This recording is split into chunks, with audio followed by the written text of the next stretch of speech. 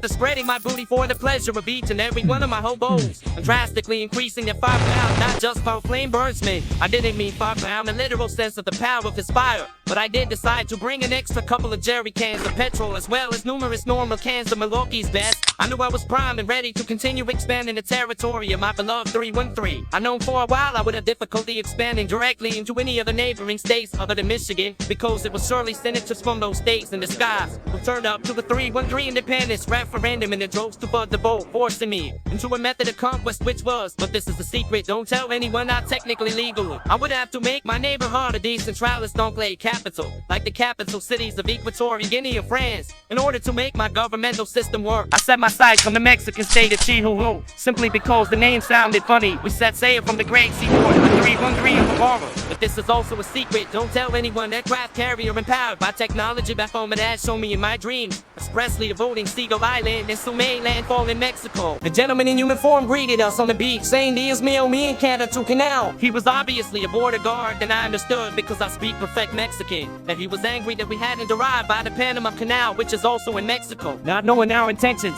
but being dumb enough not to ask, he informed me that he would only allow us into the country if we would each own the customary tinted sunglasses that every celebrity must wear during their stay in the country. He's not to assume it would be part of my country, and I would be able to wear whatever tinted I wear or wish. Chihuahua is a very barren and resource-poor place with little settlements. We crosswalk in the desert roads were filled with bland, undecorated brown buildings. Even the mirrors in the store windows and on the car seem to be made with highly shine bronze rather than the normal, fully reflective silver or aluminum. Most of the townspeople seem to have extreme jaundice. At one point when trying to cross the street, our path was blocked by a squadron of chunky 7-foot tall guards with greenish yellow very thick skin, which was fortunate for them because they had or recently fallen victim to some kind of freak mass acupuncture accident. And phased, they all stood in a row, feet planted firmly together, raising their large muscular arms, curling their biceps so as strength and intimidate me and my hobos. They had tried to refuse when I asked them to step aside, and did not engage with any of my attempts to discuss the terms of their surrender whatsoever. They were acting very prickly with me.